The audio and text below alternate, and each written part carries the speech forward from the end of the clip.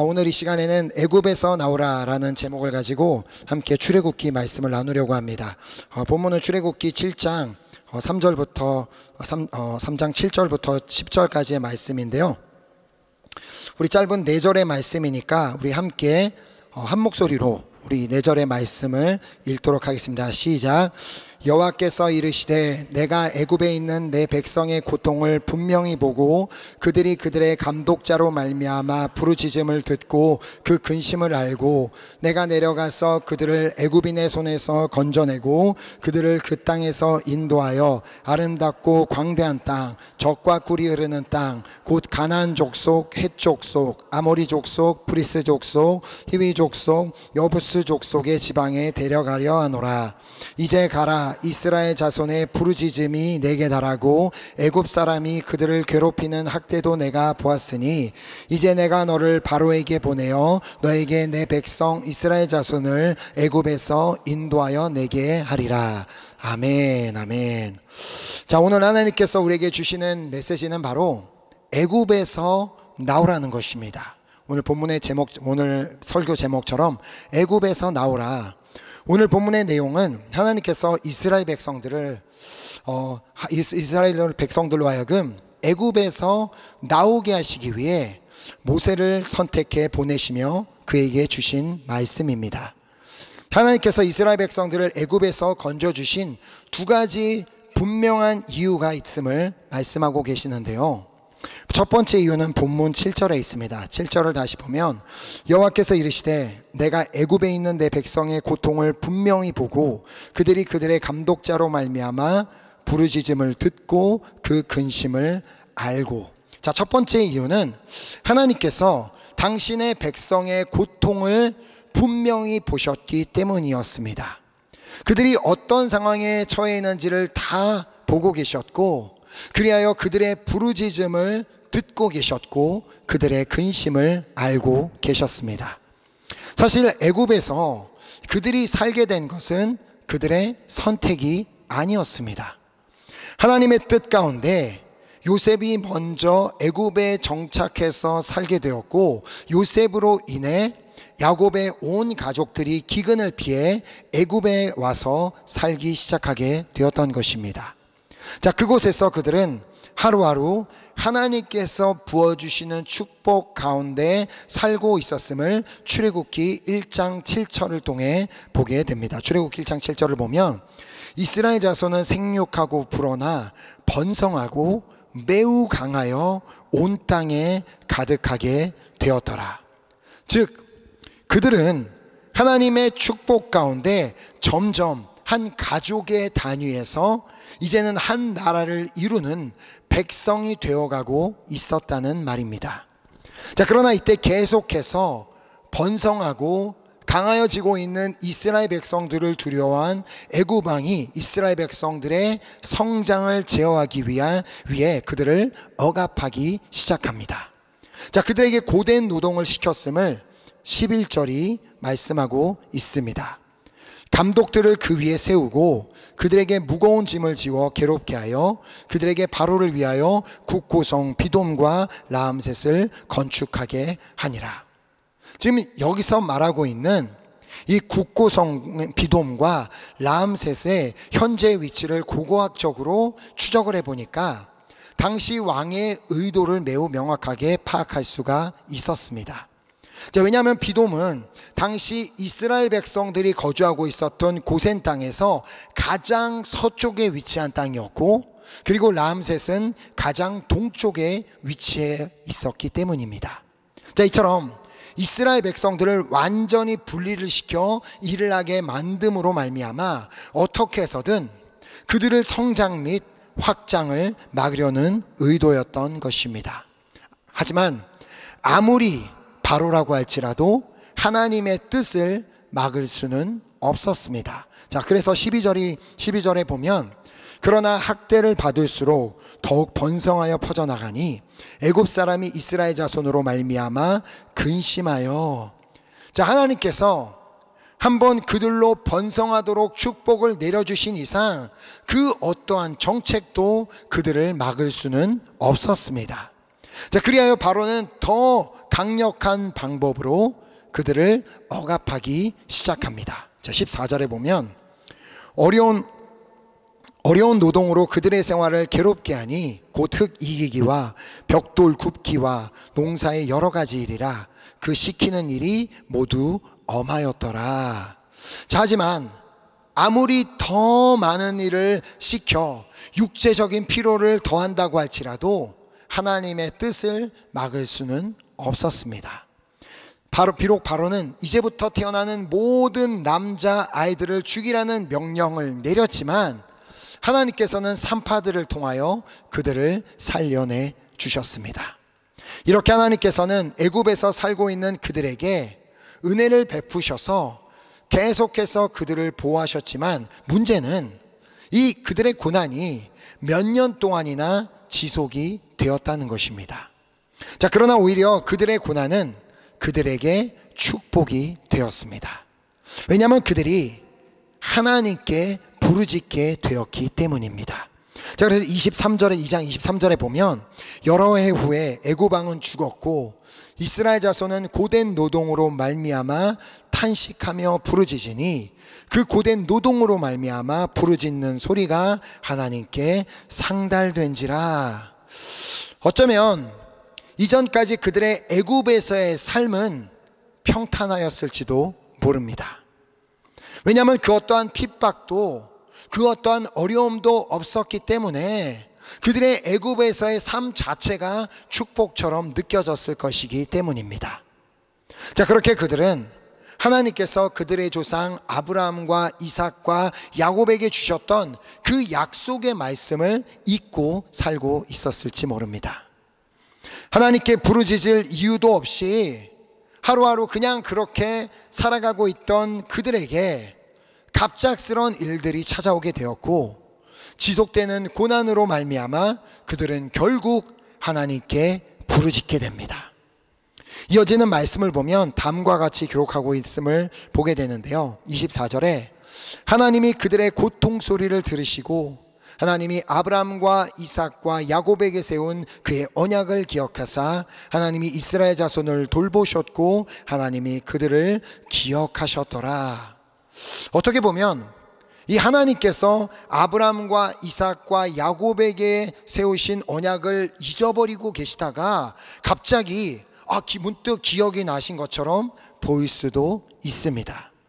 그러나 하나님은 결코 당신의 언약을 잊어버리시는 분이 아니십니다. 자, 우리는 그 하나님의 언약, 하나님의 말씀을 잊을 수 있을지 몰라도 하나님은 결코 그러실 수 없는 분입니다.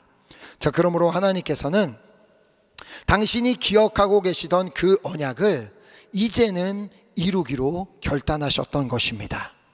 그리고 그 배경에는 이스라엘의 백성들의 부르짖음이 있었습니다.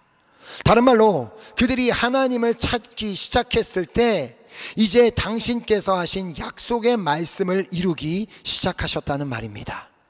자, 그래서 우리가 잘 알고 있는 에레미야서 33장 말씀이 있지 않습니까? 이를 행하시는 여호와, 그것을 만들며 성취하시는 여호와, 그의 이름을 여호와라는 이가 이와 같이 이르시도다. 너는 내게 부르짖으라. 내가 내게 응답하겠고 내가 알지 못하는 크고 은밀한 일을 내게 보이리라. 아멘. 하나님께서는 우리가 비로소 문제를 만난 뒤에야 부르짖기를 원하고 계시지 않습니다. 하나님께서 너는 내게 부르짖으라. 내가 내게 응답하겠고 내가 알지 못하는 크고 은밀한 일을 내게 보이리라고 말씀하실 때에는 언제 어떤 특별한 상황에 부르짖으라고 말씀하신 것이 아니기 때문입니다. 우리가 언제 어디서나 그냥 그곳에서 하나님께 부르짖어 기도할 때 우리의 기도에 응답하여 주시겠고 또 우리가 알지 못하는 크고 은밀한 일을 보여주시겠다고 말씀하고 계시는 것입니다. 자, 그러므로 하나님의 그 약속의 말씀이 정말 나의 삶에 이루어지기를 원하고 계신다면 부르짖어 기도하시기 바랍니다. 물론 부르짖어 기도하는 방법만이 있다고 말씀을 드리는 것은 아닙니다. 그런데 결국은 어떠한 사람이 부르짖어 기도하게 되어 있어요?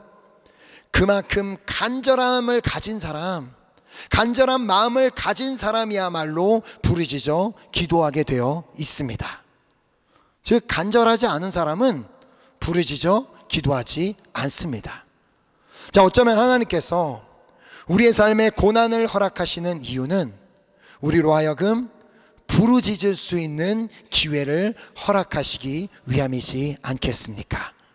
자, 그냥 애굽이 내가 평생 살아야 하는 곳이라고 생각하며 그곳에 안주하며 살아가고 있던 우리에게 고난을 허락하시며 우리로 하여금 부르짖어 기도하게 함으로써 이제 그 애굽에서 나오게 하시려는 선하신 뜻이 있는 줄 믿습니다. 자, 그러나 하나님의 뜻은 단순히 우리가 그 애굽에서 나오는 것만은 아닙니다. 애굽에서 나오는 것 자체가 하나님의 목적이 아니었다는 말입니다. 오늘 본문 8절이 하나님께서 이스라엘 백성을 애굽에서 건져주신 두 번째 이유를 말씀하고 있습니다. 자, 8절을 보면 내가 내려가서 그들을 애굽인의 손에서 건져내고 그들을 그 땅에서 인도하여 아름답고 광대한 땅, 젖과 꿀이 흐르는 땅, 곧 가나안 족속, 헷 족속, 아모리 족속, 브리스 족속, 히위 족속, 여부스 족속의 지방에 데려가려 하노라. 자, 하나님께서 이스라엘 백성을 애굽에서 건져주신 첫 번째 이유는 그들의 부르짖음을 들으셨기 때문이었고, 두 번째는 그들을 젖과 꿀이 흐르는 가나안 땅으로 데려가기 위함이었습니다. 자, 그래야 하나님께서는 모세를 선택하시고 그를 애굽으로 보내십니다. 자, 모세를 통하여 하나님께서는 애굽의 10가지 재앙을 내리셨고, 그렇게 이스라엘 백성들은 애굽에서 나와 가나안 땅을 향하여 나아가게 됩니다. 하지만 안타까웠던 것은 이스라엘 백성들이 애굽을 그리워하였다는 것입니다. 분명 하나님께서 당신의 놀라운 능력을 보여주시며 그들을 애굽에서 건져주셨고, 그들을 낮에는 구름 기둥으로 밤에는 불 기둥으로 인도하셨으며 날마다 만나를 내려주셨지만 그들은 단지 자신들이 먹고 싶은 것이 없다는 이유로 애굽을 그리워하였습니다. 자, 그것을 민수기 11장 5절에서 6절에 볼 수 있는데요, 우리가 애굽에 있을 때에는 값없이 생선과 오이와 참외와 부추와 파와 마늘들을 먹은 것이 생각나거늘 이제는 우리의 기력이 다하여 이 만나 외에는 보이는 것이 아무것도 없도다. 저는 이 말씀을 준비하며 야긴이었다면 이런 얘기를 절대 할 일은 없었을 텐데, 이건 원래 먹고 싶어 하는 것이 아니니까. 그런데 그들은 물론 그들이 이전에 먹었던 것처럼 다양한 음식을 먹을 수 없었던 것은 사실입니다. 자, 그러나 그들이 애굽에서 다양한 음식을 먹을 수 있었을지는 몰라도 그곳에는 근심과 고통이 있는 땅이었습니다. 그리고 애굽에는 그 어떠한 미래에 대한 소망도 가질 수 없었습니다. 그런 그들을 사랑하셔서 하나님께서는 모세를 애굽으로 보내 당신의 살아계심을 친히 보여주시며 그 땅에서 건져주셨지만 그들은 그 애굽 땅을 그리워하였다는 것입니다. 하나님께서 이 10가지 재앙을 통하여 이스라엘 백성들에게 알려주고자 하셨던 것은 무엇일까요? 너희들이 애굽에서 지금 고난 가운데 있지만 너희가 내게 부르짖으면 내가 너희를 건지는 하나님이며 또 언약을 이행하는 하나님이다 라는 것을 알려주시기 위함이었습니다. 자, 그리하여 그분은 물이 피로 변하는 그러한 재앙을 통하여 당신은 인간에게는 없어서는 안 되는 그 물을 주관하는 분이심을 친히 보여주셨습니다. 또한 개구리 재앙을 통하여 이러한 파충류 종류도 주관하는 분이심을 보여주셨습니다. 또한 티끌이 이로 변하는 재앙을 통하여 이 먼지들까지도 주관하시는 분이심을 보여주셨습니다. 또한 파리떼 재앙으로 하나님은 당신의 백성과 아닌 자라들을 구별하여 보호하여 주시는 분이심을 보여주셨습니다. 또한 가축에게 일어난 돌림병을 통하여 당신은 가축도 주관하고 계시고 그들에게 일어난 질병까지도 주관하시는 분이심을 보여주셨습니다. 또한 악성 종기 재앙을 통하여 하나님은 인간에게 일어나는 질병을 주관하는 분이심을 보여주셨습니다. 자, 그리고 우박 재앙을 통하여 하나님은 기상을 주관하는 분이심을 보여주셨습니다. 또한 메뚜기 재앙을 통하여 하나님은 인간에게 남겨진 것들까지도 주관하는 분이심을 보여주셨습니다. 뿐만 아니라 흑암 재앙을 통하여 하나님은 낮과 밤을 주관하는 분이심을 나타내 보여주셨고, 마지막으로 장자의 죽음을 통하여 모든 인생의 생과 사를 주관하시는 분이심을 보여주셨습니다. 거기에다가 홍해가 갈라지는 놀라운 기적을 통하여 당신이 어떠한 능력으로 그들을 인도하고 계시는지를 보여주셨습니다. 자, 그럼에도 불구하고 그 하나님을 바라보고 그 하나님을 의지하는 대신 이스라엘 백성들 중에는 애굽을 그리워하고 있던 자들이 있었다는 것입니다. 저는 이 자리에 애굽을 그리워하는 자들이 아무도 없기를 소망합니다. 차라리 예수님을 믿지 않았던 시절을 그리워하는 자들이 없기를 바란다는 말입니다. 믿지 않을 때는 양심에 찔리지 않았는데, 믿지 않을 때는 주일날 교회 안 가고도 편하게 잠잘 수 있었는데. 맞습니다.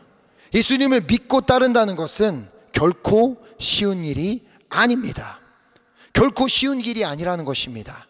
왜냐하면 예수님을 믿는 것은 마치 광야의 길을 가는 것과 같이 느껴지는 순간이 있기 때문입니다. 그 따르는 길에는 애굽에서 누렸던 것들이 없을 수는 있습니다. 그런데요, 그 길에는 애굽에서는 차마 누려보지 못했던 것들이 있는 길입니다. 왜냐하면 그 길에는 단 한 번도 나를 떠나지 않고 구름 기둥과 불 기둥으로 나를 인도하시는 하나님이 계시기 때문입니다. 그 길에는 광야의 전갈과 불뱀으로부터 나를 보호하시는 하나님의 손길이 있기 때문입니다. 또 그 길에는 반석에서 물을 내시는 하나님의 능력이 있기 때문입니다. 또한 그 길에는 나에게 날마다 공급하시는 만나가 있기 때문입니다. 그런데 혹시 나의 마음과 나의 생각은 여전히 그냥 애굽에 머물러 있지는 않습니까?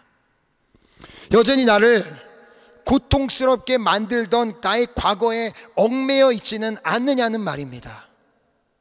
과거에 나를 힘들게 만들었던 그 상처에 그냥 그대로 묶여 있지는 않냐는 말입니다. 내가 그 고통 가운데 부르짖었을 때 나의 그 부르짖음을 들으시고 예수 그리스도를 통하여 나를 애굽에서 구원하여 주셨는데 왜 자꾸 거기에 나오지 못하고 머물러 있냐는 것입니다. 주님께서 분명히 오늘도 우리에게 말씀하고 계십니다. 우리가 잘 아는 말씀이죠. 수고하고 무거운 짐진 자들아 다 내게로 오라. 내가 너희를 쉬게 하리라. 아멘. 오늘도 선한 목자가 되셔서 우리를 인도하고 계신 주님을 따르며 그 주님께 나아가면 나의 무거운 짐을 대신 들어주시고 우리에게 쉼을 허락하여 주기를 원하고 계시는데, 문제는 우리가 주님을 따르려고 하지 않고 자꾸 애굽으로 돌아가려고 한다는 것입니다. 자, 그래서 주님이 오늘 우리에게 말씀하시는 것입니다. 이제 그만 애굽에서 나오라. 이제 그만 애굽에서 나오라. 너의 그 과거에서 나오라. 너의 지난 그 상처에서 나오라. 너의 그 미워하는 마음에서 나오라. 너의 그 반복적으로 짓는 그 죄의 모습에서 나오라. 오늘 우리에게 그렇게 말씀하고 계십니다. 그런데요, 우리가 애굽에서 나오고 싶다고 우리 스스로 나올 수 있습니까?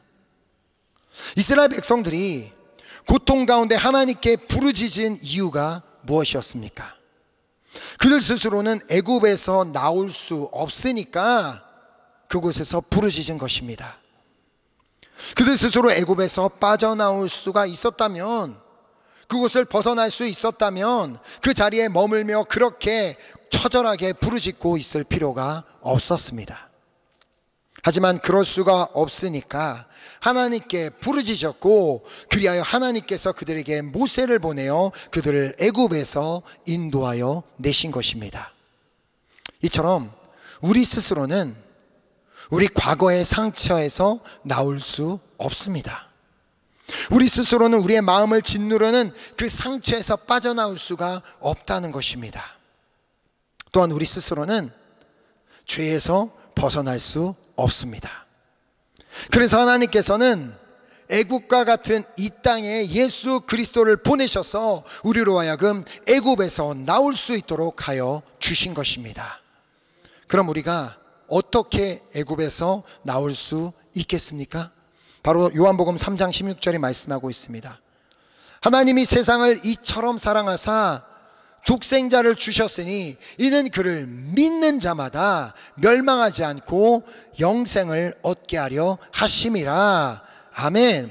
이처럼 우리가 예수 그리스도를 믿고 그분을 따르기만 한다면 우리는 멸망할 수밖에 없는 애굽에서 나올 수가 있게 되는 줄 믿습니다. 그런데 중요한 것은 우리가 꾸준히 또한 끝까지 주님을 따르는 것입니다. 물론 이스라엘 백성들도 모세를 따라 애굽을 나오긴 했습니다. 자, 그리고 그들은 구름 기둥과 불 기둥을 따라갔습니다. 그러나 그 광야에서 40년이란 세월을 보내는 동안 자신의 생각과는 맞지 않는다며, 하나님께서 나를 인도하시는 방법이 이해가 되지 않는다며 애굽으로 돌아갔다면 결코 하나님의 언약의 땅인 가나안에 들어갈 수는 없었습니다. 우리도 이와 마찬가지입니다. 주님 나라 그날 가는 그날까지 우리가 끝까지 주님을 따르지 않는다면 어떻게 주님의 나라에 들어갈 수가 있겠습니까? 예수를 믿는다고 말만 하고 구름 기둥을 따르지 않고 불 기둥을 따르지 않는다면 어떻게 가나안 땅으로 들어갈 수가 있겠냐는 것입니다. 제가 이미 말씀을 드린 대로 구름 기둥은 하나님의 임재의 상징이었습니다. 여호와의 궤가 머무는 곳, 여호와의 장막이 있는 곳에 구름 기둥이 머물러 있었습니다. 즉 하나님의 말씀이 있고 하나님을 예배하는 그곳에 우리가 있지 않는다면 우리는 결코 주님을 따를 수 없습니다. 말씀도 읽지 않고 예배 자리에 나오지 않으면서 결코 우리가 주님을 따를 수도 없고 가나안 땅에 들어갈 수 없다는 말입니다. 또한 불과 같이 우리에게 임한 그 성령님의 인도하심과 도우심을 받지 않는다면 우리는 주님을 따를 수가 없습니다. 우리 안에 거하시며 우리에게 말씀이 생각나게 하시는 주님의 음성을 무시하면서 우리는 결코 주님을 따라갈 수도 없고 가나안 땅에 들어갈 수 없다는 말입니다. 그러니까 우리가 예배자의 삶을 살지 않고 말씀을 읽지 않고 기도하지 않아서 성령으로 충만하지 않는다면 우리도 언제든지 애굽으로 돌아갈 수 있는 사람임을 반드시 기억해야 합니다. 요한복음 6장 66절을 보면 매우 놀라운 말씀이 기록되어 있습니다. 그때부터 그의 제자 중에서 많은 사람이 떠나가고 다시 그와 함께 다니지 아니하더라. 이 말씀을 보면 누가 예수님을 떠나가고 다시 그와 함께 다니지 않았다고 말씀하고 있어요? 예수님의 제자 중에서 많은 사람이 그냥 따르던 사람 중에 많은 사람이 아니라 예수님의 제자 중에 많은 사람이 예수님을 직접 눈으로 보았고 예수님의 음성을 생생한 라이브로 들었으며 예수님께서 행하시는 수많은 기적과 치유의 역사들을 직접 그 자리에서 목격한 제자들도 예수님을 떠나갔다고 말하고 있는데 우리라고 어떻게 안전할 수가 있겠냐는 것입니다. 그러므로 우리에겐 날마다 이 베드로의 고백이 있어야 합니다. 많은 제자들이 당신을 떠나가는 모습을 보며 예수님께서는 12명의 제자들에게 물으셨습니다.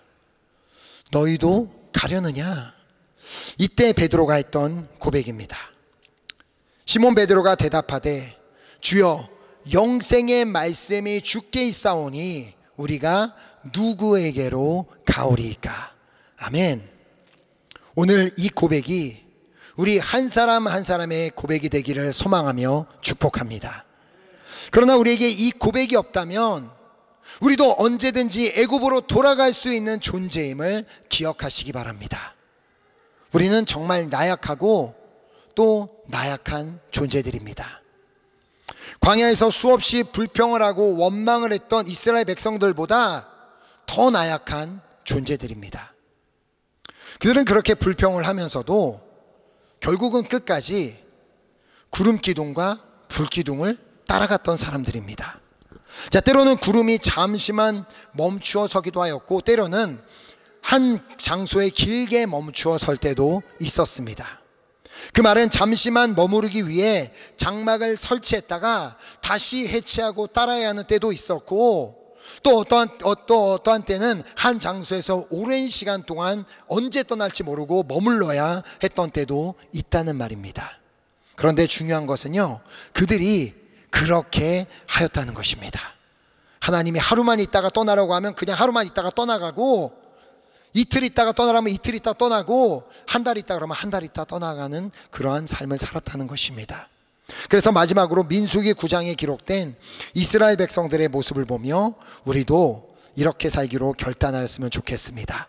민수기 9장 21절부터 22절 말씀을 보면, 혹시 구름이 저녁부터 아침까지 있다가 아침에 그 구름이 떠오를 때에는 그들이 행진하였고, 구름이 밤낮 있다가 떠오르면 곧 행진하였으며, 이틀이든지 한 달이든지 1년이든지 구름이 성막 위에 머물러 있을 동안에는 이스라엘 자손이 진영에 머물고 행진하지 아니하다가 떠오르면 행진하였으니, 이 이스라엘 백성들처럼 비록 이해가 되지 않는다 할지라도 끝까지 하나님의 말씀을 따라가는 여러분과 제가 되기를 소망하며 축복합니다. 애굽은 계속해서 우리를 부를 것입니다. 거기가 아니야, 이리로 다시 돌아와, 그곳이 살 곳이 아니야, 애굽으로 돌아와 라고 우리를 부를 것입니다. 그러나 애굽으로 돌아가지 않기 위해 말씀을 읽고 기도하며 예배자의 삶을 살도록 최선의 노력을 다하시기 바랍니다.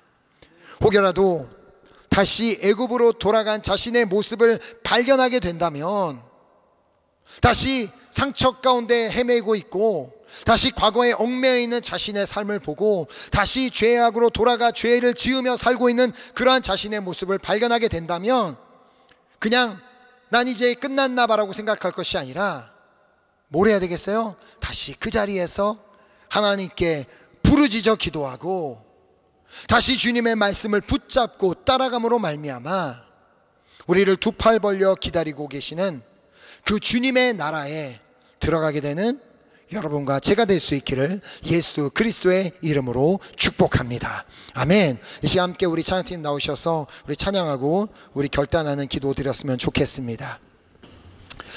오늘 이 시간은 우리 하나님께서 우리에게 주신 이 말씀을 우리가 기억하며 우리 중엔 그 누구도 애굽에 머물러 있는 자가 아무도 없게 되기를 간절히 소망합니다. 예수 그리스도께서 이미 우리를 구원하셔서 애굽에서 건져 주셨는데 왜 우리가 다시 애굽으로 돌아가서 그곳에서 고통 가운데, 고난 가운데, 슬픔 가운데 살아야 되겠습니까?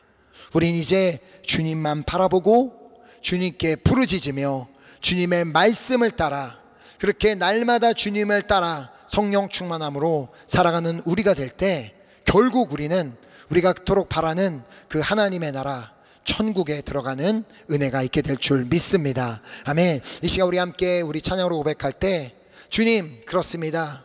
나는 너무나 연약한 존재라서 수없이 애굽으로 돌아가려는 마음들이 생겨나지만, 주님, 나는 너무 오늘도 힘겨워하는 그런 삶을 살고 있지만 오늘도 다시 주님을 바라보며 오늘도 다시 주님께 부르짖으며 오늘도 다시 주님의 말씀을 붙잡고 따라가는 제가 되겠습니다라는 그 결단으로 우리 함께 찬양하고 기도하도록 하겠습니다.